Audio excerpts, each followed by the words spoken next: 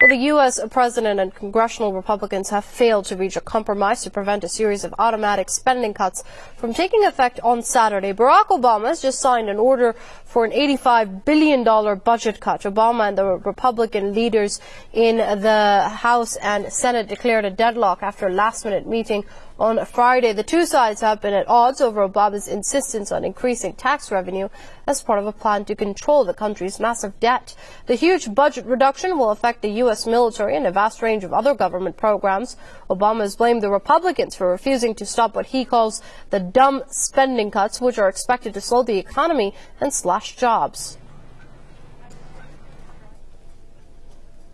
Joining us now via Skype from Richmond is economic and political commentator Chris Dorsey to discuss this further. Many thanks for joining us here on Press TV, Mr. Dorsey. Now, it seems a blame game between the Republicans and the Democrats is continuing, and it's the American taxpayers who are bearing the brunt of it all. What do you make of these spending cuts?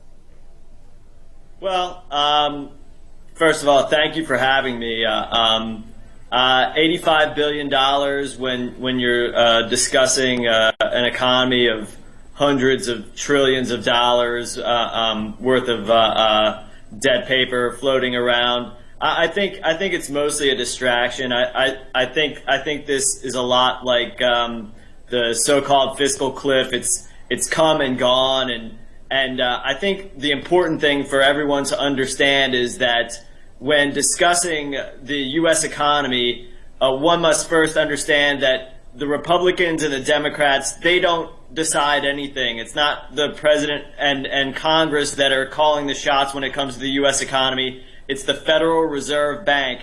And what the Federal Reserve Bank does is it creates money out of thin air, and it charges the people of the United States interest. And that is a continuous, constant debt system, and there is nothing but deficit created out of it. And $85 billion worth of spending cuts is a drop in the bucket in comparison. It's just another distraction to get people from understanding how the economy really works. All right, so what do you think is the main objective of these spending cuts, considering jobs will be lost, and the U.S. Defense Secretary Chuck Hagel has even gone as far as saying it's going to make America less safe?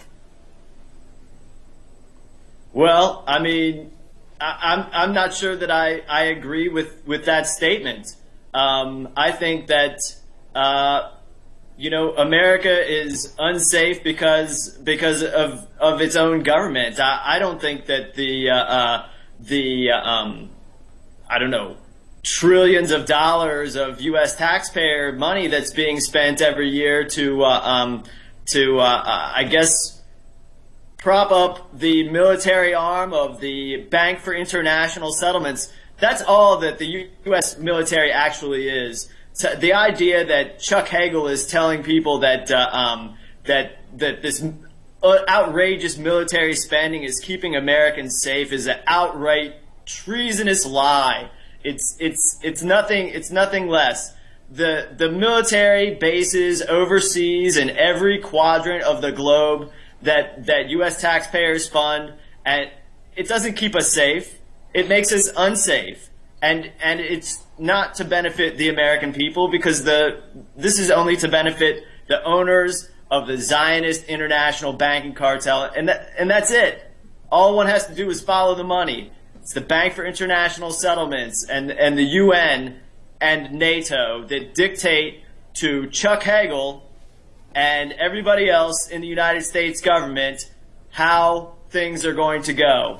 Well, speaking of which, Mr. Dorsey, let me just cut in there. Do you think, now that these budget cuts are going to be acted upon, let's take a look at them. Do you think these budget cuts, that is, are going to be well placed, considering $8 million a day to Israel in aid is still going to go there at the expense of the American taxpayers?